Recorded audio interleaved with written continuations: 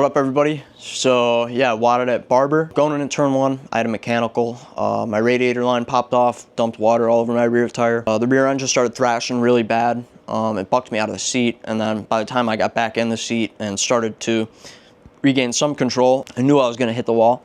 So I was just trying to slow down as much as possible. I actually managed to slow down from like 138 miles an hour to a 60 mile an hour impact. So I'm pretty happy about that. But yeah, it bailed. The bike hit the wall just before I did. It lifted the airbag just enough for my right leg to catch it, and my right foot kicked myself in the shoulder.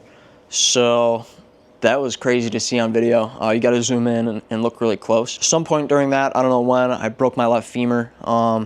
Pretty high up fracture near the head, and it displaced it. And then I broke some ribs and knocked myself out. So when I woke up, I was on my side. I remember being on my side and then trying to get up like I usually do when I crash. And I wasn't able to get up, and I felt, you know, my bones moving around in my left leg. Never a fun feeling. Looked at my leg, it's huge. My legs are not that big to begin with before this, so it was most definitely abnormal. I knew I was broken immediately. And yeah, told the corner workers I was broken. They did an awesome job getting right there, keeping me safe. The medics on the ambulance did a great job, you know, getting me in the ambulance right away and taking me to the medical staff that was at MotoAmerica. Saw Dr. Price on the way out of the track. So thank you, Dr. Price. And yeah, got to UAB.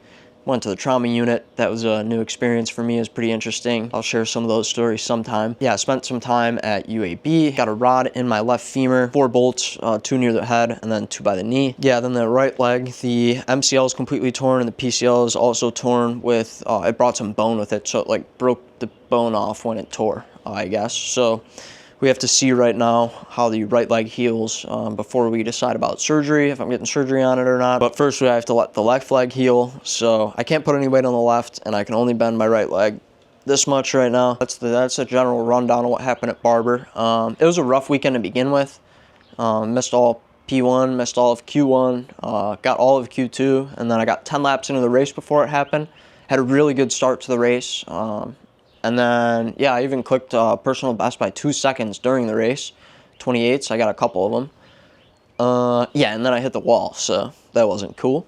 But I'm just happy I'm here. The recovery looks like it's going to be hopefully about 6 months. You know, start PT, learn how to walk again, start working out again, and then get back on a bike and be racing next year in 2027 in the SuperSport class is the ideal goal here right now. It's definitely been a perspective change, you know, as far as how grateful I am for my legs and everything in life. My parents helping me, you know, shit and shower was not on my bingo card. Thankfully, it's the first of the month today. I can do those things by myself now. It's been about 2 weeks, so happy about that. First week and a half was rough.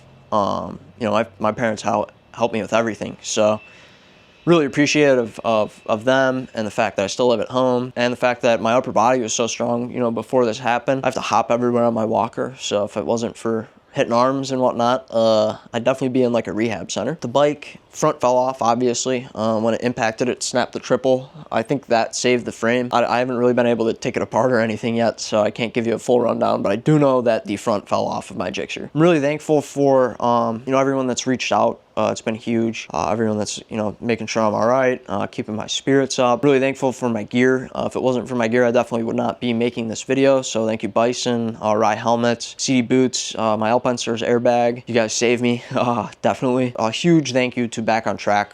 They're an amazing organization that help MotoAmerica riders and flat trackers and other athletes take care of some medical bills. They know how expensive it can get with how bad our injuries can get. They help families out, you know, catch flights if they need to catch flights. They really just are there for you when you need someone to be there for you when you hurt yourself really bad. So they're an amazing organization. I can't thank them enough. Please go check out their current raffles. Right now I believe they have a Yamaha FJ09 that they're raffling. It looked pretty sweet. And all the proceeds go to riders like myself that have been hurt doing what we love. And yeah, they're just an amazing organization. So please check them out. I want to give a pretty fast rundown. So I just wanted to let you guys know I'm all right. I'm on the mend. Every day I'm getting better. And yeah, I just can't wait to get back on a bike again. So yeah, have a great day.